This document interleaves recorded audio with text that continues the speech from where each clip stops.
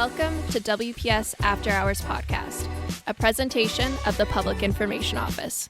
We take you beyond the headlines to get the story behind the stories on the issues that impact you. In today's episode, we meet Constable Deborah Van Der Ploeg and Trish Cohen, a retired nurse and volunteer for the Victim Services Unit. We discuss how their unit supports victims of crime and the passionate volunteers behind this challenging work. And now, settle in, grab your coffee. Here are your hosts. Good evening, everybody. My name is Constable Danny McKinnon, and to my right is my partner in crime, Constable Jason Mikulishin. We work in the Public Information Office, and today's guests work in our Victim Services Unit, Constable Deborah Van Der Ploeg and volunteer Trish Cohen. Thank you very much for joining us. Thanks for having us. Thank you for having us. We want members of the public to be aware that in our podcasts, the issues that we're talking about may pertain to violence or trauma, which could be distressing for some individuals. We ask that you please be mindful of your well-being, consider whether or not engaging with this content is appropriate for you. Thanks. Thank you. You bet. So the Victim Services Unit is comprised of not only police members, but civilian members and volunteers. I understand the framework actually of the unit is volunteers. And Deb, before I get into who would access volunteer services or who you could be a support for, could you just tell us a little bit more about the framework of the unit itself? So Victim Services with Winnipeg Police has been in effect since 1982. So since that time, we've had a number of people coming through, and currently we have a patrol sergeant. There's myself as a constable. We have a social worker, victim volunteer coordinator, and we have about 28 amazing volunteers working with us.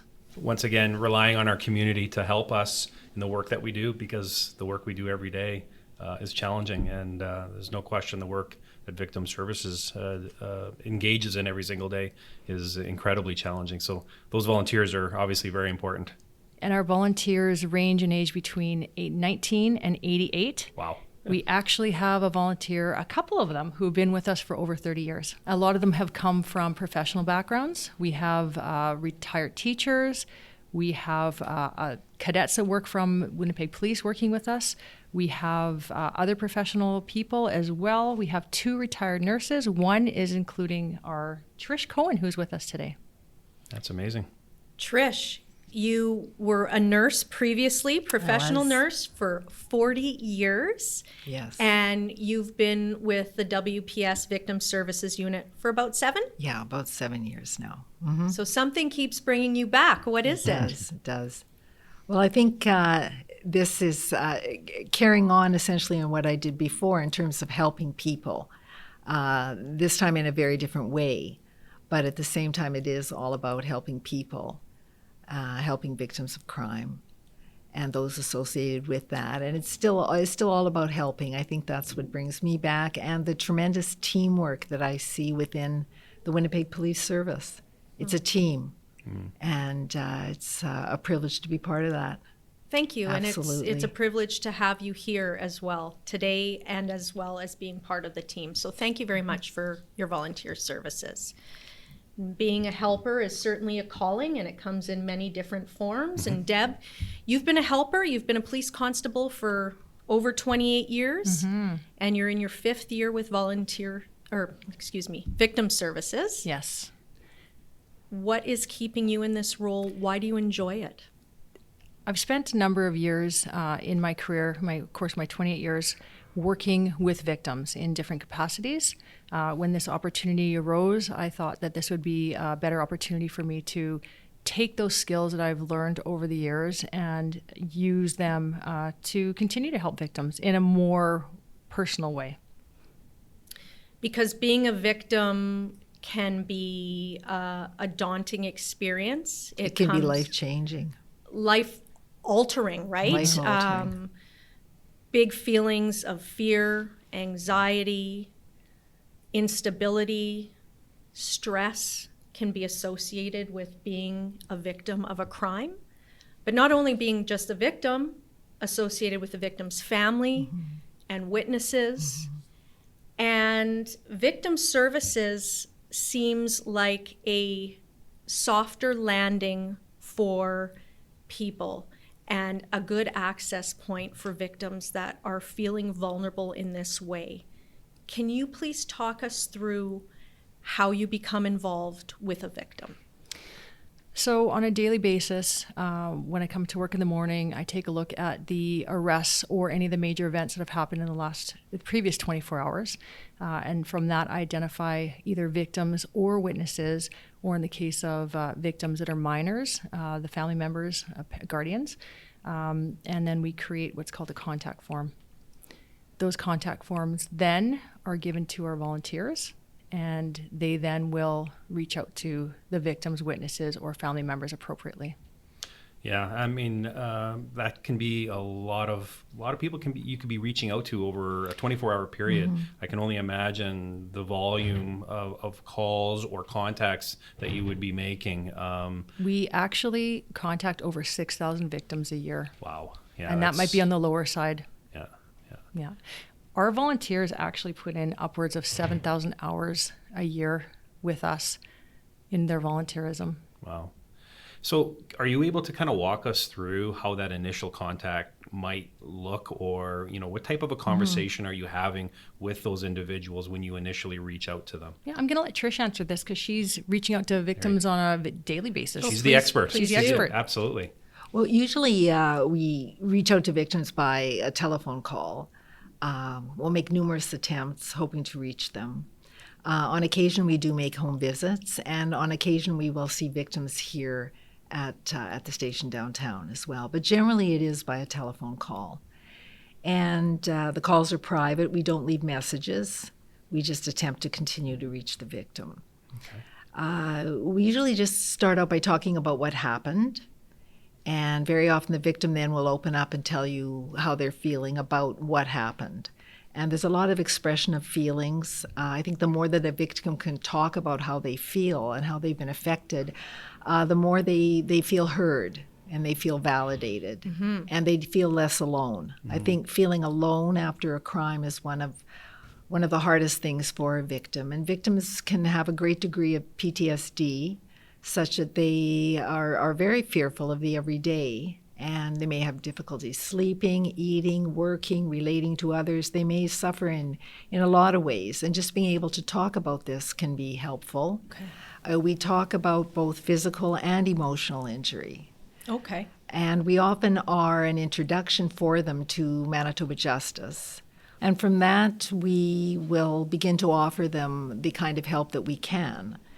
And very often this will involve referring them or letting them know about resources that are available to them, for instance, for counseling. So we are really the initial contact. So when you initially have contact with them, do you ever have the sense that, are they surprised to hear from you? Very often, yes. And very are surprised. they maybe initially, maybe they don't even realize that they need some supports. Absolutely. And by having this initial conversation, they come to that realization, hey, I have maybe been I could off. use some help. I'm not feeling quite right.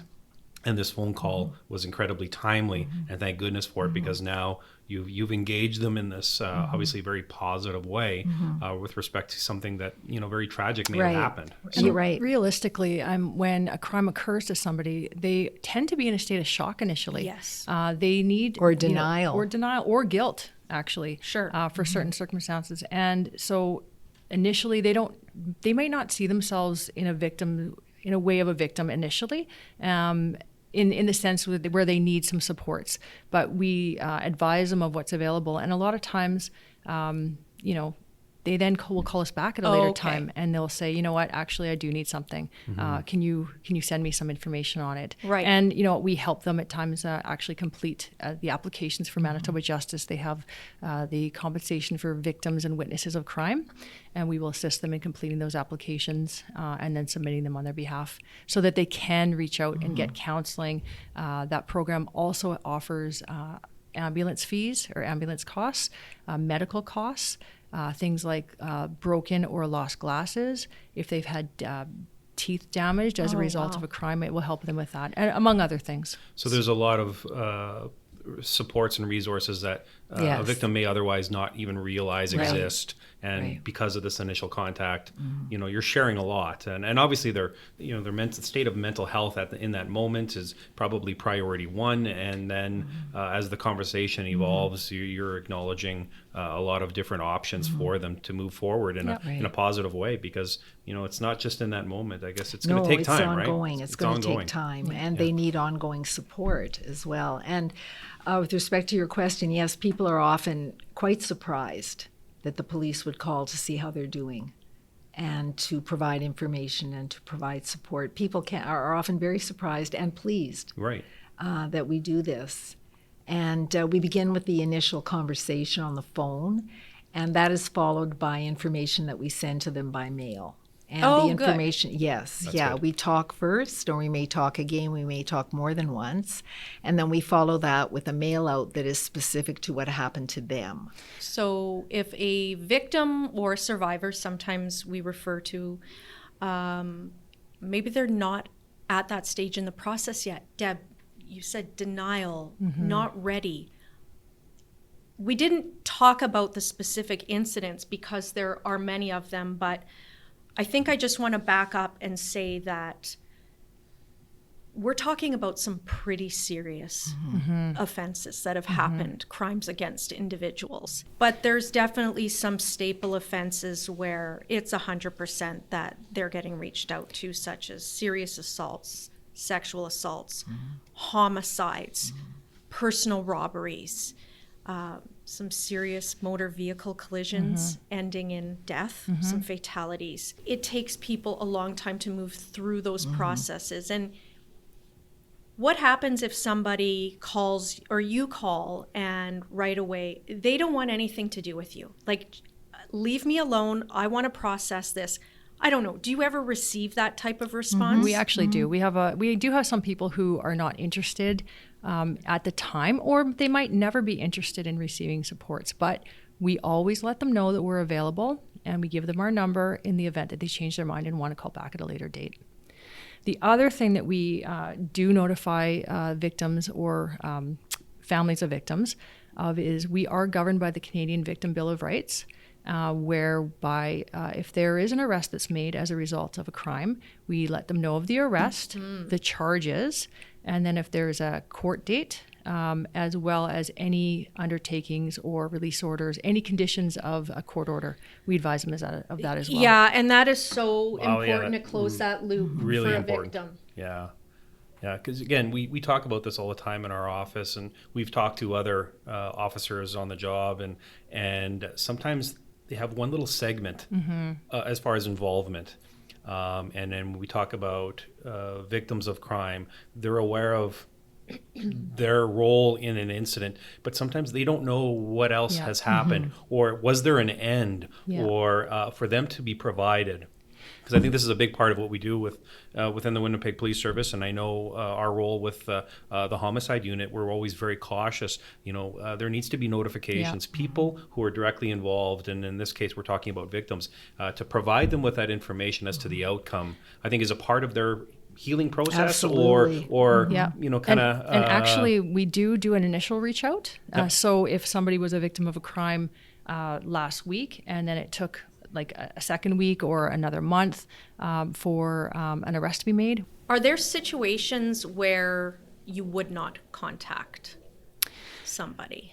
There are times we don't. So one of the things, a person has to be a willing complainant or victim. If somebody doesn't want any further police involvement, we will honor that request, and we won't reach out for them to them for that. And actually, under the Manitoba Justice Compensation for Victims of Crime program, one of their stipulations in order for them to provide supports is that a victim has to provide a statement, and they have to be willing to proceed with an investigation.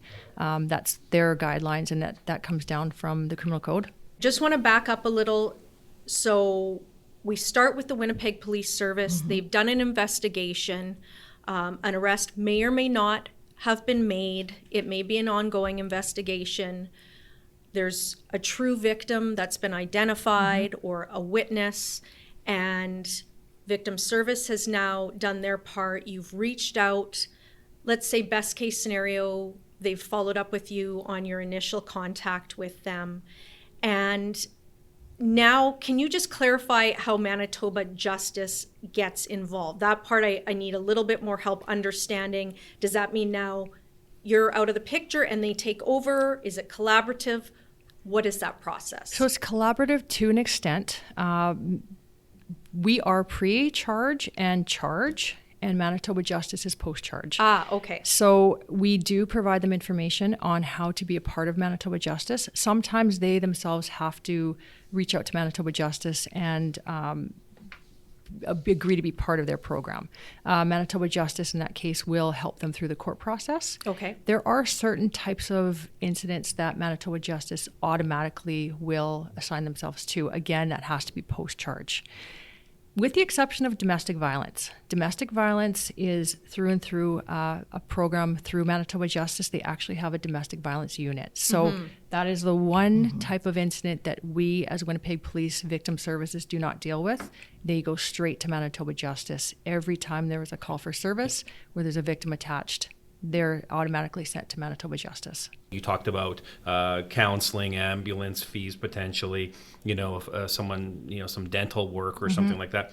What kinds of compensation does that not include? Like, is just out of curiosity. So property crime. There is no compensation for property crime if you're a victim of a break and enter or your property gets damaged in some way. That will fall into your house insurance. That is not something that Justice will cover. They don't cover stolen property as well. Or if you've lost your cell phone, they're not going to replace that. And the one piece I did leave out was Manitoba Justice does have a program for families of homicide victims, and they will assist in some funeral costs as well. Okay, wow. That's so important. Yeah, they actually have a pretty broad piece that they do support for. It's not always a monetary amount, but it's monetary towards certain services. Can they reach out to you just voluntarily? And is that something that you would consider? Yeah, we do have people that call us yes, a number of times. Very often. Yeah, they do call us.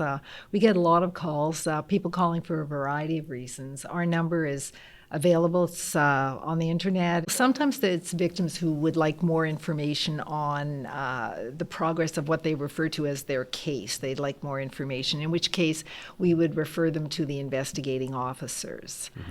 Some of them have some questions sometimes about the mail-outs that we've sent them. Okay. They'd like a little more information about counseling. Right. So what number would that be, just so we get that out there too? What number would they be calling? Do our you have general that, Andy, number? or? Yeah, so it's 204-986-6350.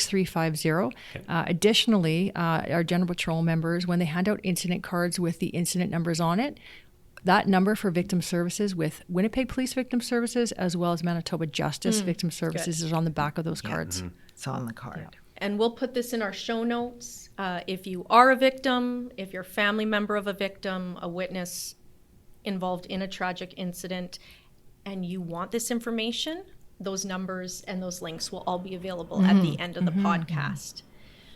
We've talked about witnesses. Why do you call witnesses?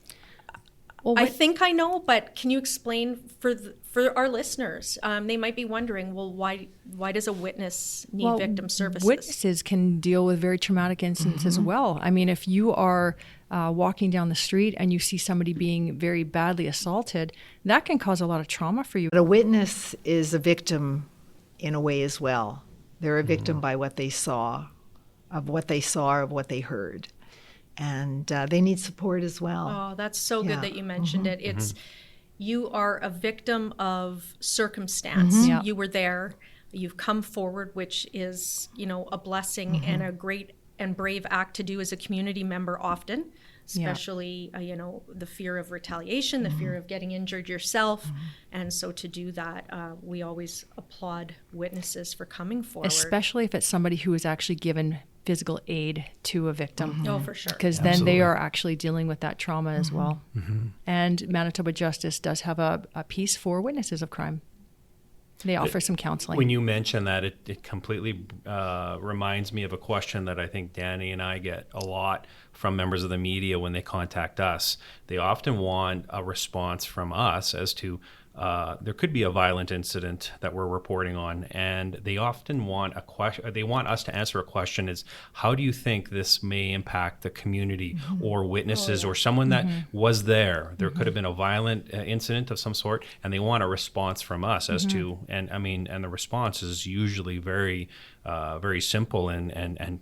To say it's obvious is, we hate to see members of the public of any age, be a witness to a violent act. Let's talk about you two and the volunteers and the officers directly involved in victim services. You're dealing with a lot of emotions. You're dealing with a lot of very tragic incidents.